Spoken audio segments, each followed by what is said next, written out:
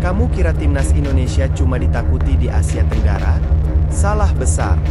Bahkan pelatih-pelatih kelas dunia seperti Ronald Koeman, Lionel Scaloni, hingga Jose Mourinho pernah memuji langsung permainan Garuda di bawah Shin Tae-yong. Dan ini bukan sekadar pujian basa-basi. Ini pengakuan dari nama-nama besar yang pernah merasakan panasnya panggung Piala Dunia dan Liga Champions. Kita semua tahu, Shin Tae-yong adalah pelatih dengan reputasi tinggi. Membawa Korea Selatan mengalahkan Jerman di Piala Dunia 2018 bukanlah hal remeh. Tapi saat ia datang ke Indonesia, banyak yang meragukannya. Apakah gaya Eropa Timur Asia ini cocok dengan kultur sepak bola Indonesia yang penuh emosi dan inkonsistensi? Namun waktu membuktikan segalanya. Di bawah Shin Tae-yong, timnas Indonesia berubah. Bukan hanya dari segi taktik dan fisik, tapi juga dalam hal mental dan reputasi internasional. Bahkan, hal ini diakui oleh pelatih-pelatih kaliber dunia.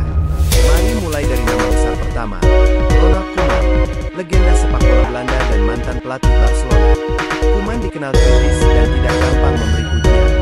Namun dalam sebuah kesempatan saat Belanda bersiap menghadapi laga internasional, Koeman menyebut bahwa timnas Indonesia memiliki potensi besar yang sedang dibentuk dengan pendekatan modern oleh pelatih mereka. Ini bukan kalimat yang keluar begitu saja. Koeman melihat data, performa, bahkan gaya main timnas Indonesia saat itu. Ia menyebut bahwa pola permainan Indonesia memiliki struktur jelas, disiplin tinggi, dan peningkatan fisik yang signifikan. Yang menarik, ia menyebut bahwa Indonesia sudah tidak bisa lagi dianggap remeh, bahkan oleh negara-negara di zona Asia Barat. Berikutnya Lionel Scaloni, otak di balik kesuksesan Argentina meraih trofi Piala Dunia 2022 dikata. Scaloni dikenal sebagai pelatih yang rendah hati namun sangat jeli. Dalam salah satu wawancara media internasional, ia sempat membahas perkembangan pesat negara-negara non-unggulan. Nama Indonesia disebut secara eksplisit sebagai salah satu tim Asia Tenggara yang menarik perhatiannya. Menurut Scaloni, timnas Indonesia tampil dengan etos kerja tinggi, berani menekan, dan tidak takut menghadapi lawan lebih besar. Ia menyebut itu sebagai karakter sepak bola modern yang tidak semua negara kecil miliki.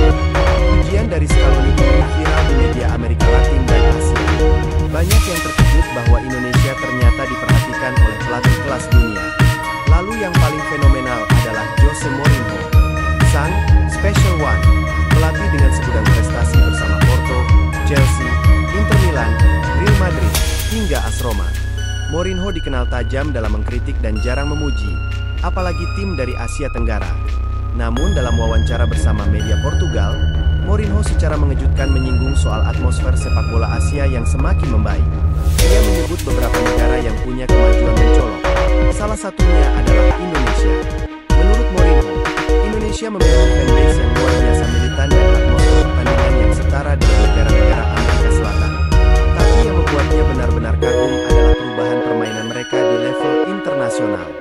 Ia secara eksplisit menyebut bahwa pelatih mereka, yang berasal dari Korea Selatan, berhasil mentransformasi tim ini menjadi unit yang berani dan tahu kapan harus menekan atau bertahan. Bahkan Mourinho menyebut bahwa jika pengembangan ini terus dilakukan dengan konsisten, maka dalam 5 hingga 10 tahun ke depan Indonesia bisa mengejutkan dunia di pentas internasional. Bukan hanya Koeman, Scaloni, dan Mourinho, beberapa pelatih Eropa lainnya yang pernah melihat timnas Indonesia bermain secara langsung juga memberikan apresiasi. Misalnya, Luis Milla, yang sempat menjadi pelatih timnas Indonesia sebelum Shin Tae-yong. Ia mengaku bangga karena fondasi yang ia bangun terus dilanjutkan dan ditingkatkan oleh STY. Lalu ada Thomas Doll, pelatih Persija asal Jerman yang berkali-kali memuji level kebugaran pemain timnas era STY, dan menyebut program fisik STY setara dengan standar Bundesliga. Lalu kenapa pelatih-pelatih top dunia ini bisa sampai angkat bicara soal Indonesia? Jawabannya sederhana, karena Indonesia di era Shin Tae-yong bukan sekadar bermain untuk menang, tapi untuk berkembang. Setiap kali Indonesia tampil di event besar, dari Piala Asia, kualifikasi Piala Dunia, hingga SEA Games, ada perbedaan mencolok dalam taktik, struktur organisasi tim, dan performa fisik. Timnas bermain dengan garis pertahanan tinggi, pressing agresif, transisi cepat, dan serangan yang terencana. Semua itu membuat mereka bukan hanya menang atas tim lemah, tapi juga bisa menyulitkan tim-tim yang jauh lebih kuat. Dan satu hal lagi yang mereka perhatikan, keberanian Shin Tae-yong untuk memainkan pemain muda. Dari Marcelino, Ivar Kenner, Rafael Struijk, hingga Pratama Arhan dan Hernando Ari, semua diberikan panggung besar di usia muda. Sayangnya, setelah ST pergi, pertanyaan besar pun muncul. Apakah Indonesia akan mempertahankan gaya main progresif itu? Kini dengan pelatih baru seperti Patrick Kluivert, publik menunggu apakah pujian dari Koeman, Scaloni, dan Mourinho akan terus berlaku atau justru jadi nostalgia semata. Tapi satu hal yang pasti, era Shin Tae-yong telah menaikkan level ekspektasi dan reputasi sepak bola Indonesia di mata dunia. Dan itu bukanlah sesuatu yang mudah didapat. Jadi, kalau kamu masih ragu bahwa timnas Indonesia diperhitungkan dunia, ingat satu hal, nama-nama besar seperti Koeman, Scaloni, dan Mourinho tidak akan sembarangan bicara soal tim yang mereka tidak hormati.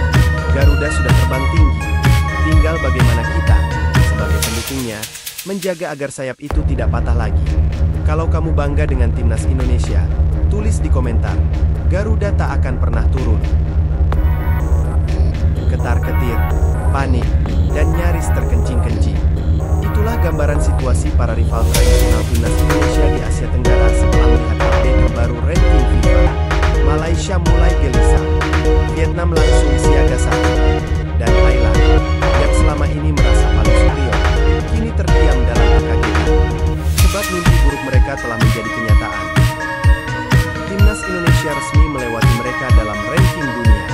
Indonesia kini naik ke peringkat 118 dunia dalam update ranking FIFA per 11 Juli 2025. Dan bukan sekadar naik biasa. Lonjakannya benar-benar mengguncang tatanan regional. Thailand, yang selama ini duduk nyaman sebagai penguasa Asia Tenggara, harus menerima kenyataan pahit turun ke posisi 120. Sementara Vietnam terjun bebas ke peringkat 121. Bahkan Malaysia, yang sempat sesumbar bakal bangkit lewat skuad muda, kini tertahan di luar 125 besar, semakin tertinggal jauh dari Garuda yang terus mengepakkan sayapnya. Kenaikan Indonesia bukan hanya mencetak sejarah, tapi juga mengirimkan pesan kuat, era baru telah dimulai. Ini bukan lagi Indonesia yang dulu, yang selalu kalah dari Thailand dan Vietnam di turnamen besar. Ini adalah Indonesia yang sudah naik kelas. Ranking FIFA hanya simbol, tapi dampaknya sangat nyata. Di balik angka 118 itu, ada sinyal bahaya yang sangat jelas untuk negara-negara tetangga. Indonesia sudah bukan anak bawang. Indonesia kini jadi ancaman sesungguhnya. Thailand yang selama ini bangga dengan sistem pembinaan modern, kini tertunduk malu. Mereka bahkan sempat menyombongkan diri sebagai satu-satunya wakil Asia Tenggara yang mampu tampil konsisten di Piala Asia. Tapi itu dulu. Kini, Indonesia sedang memimpin.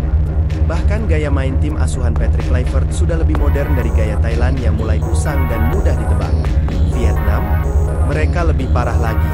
Setelah sempat mencicipi manisnya peringkat 90-an dunia dan tampil di Piala Asia dengan penuh optimisme, kini justru terlihat frustrasi. Ranking mereka terus turun seiring kegagalan demi kegagalan di kualifikasi Piala Dunia dan laga persahabatan. Di saat yang sama, Indonesia justru melesat. Ditambah tekanan publik yang kian besar dan media lokal yang mulai mempertanyakan arah proyek jangka panjang mereka, Vietnam kini mulai menyadari, Indonesia tak lagi bisa dianggap remeh. Dan Malaysia, rival emosional yang paling suka perang komentar di media sosial, juga tak luput dari tekanan. Setiap kemenangan Indonesia kini menjadi tamparan keras bagi mereka. Apalagi kini ranking FIFA Indonesia jauh meninggalkan Harimau Malaya. Sebuah ironi besar, mengingat Malaysia sempat menyindir kebijakan naturalisasi Indonesia.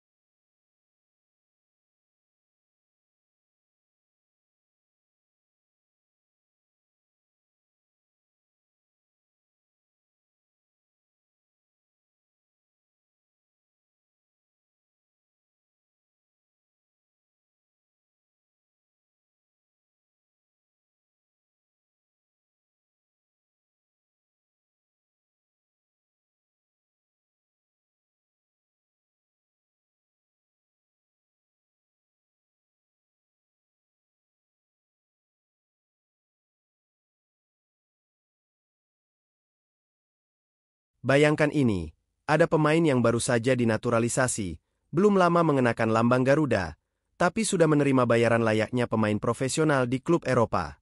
Di balik gencarnya proyek naturalisasi pemain sejak era Shin Tae-yong hingga Patrick Kluivert, kini mulai muncul rumor panas.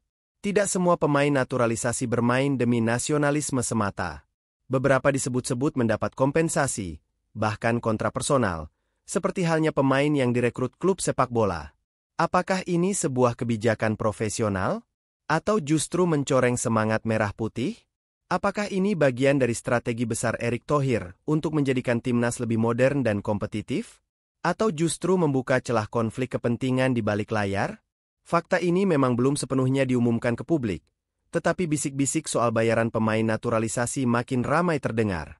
Mulai dari mereka yang kini bermain di Liga Belanda, Belgia, bahkan Serie B Italia, semua disebut tidak bermain cuma-cuma. Dan ternyata, praktik ini bukan hanya terjadi di era Kluivert. Di masa Shin Tae-yong pun sudah ada pola yang sama.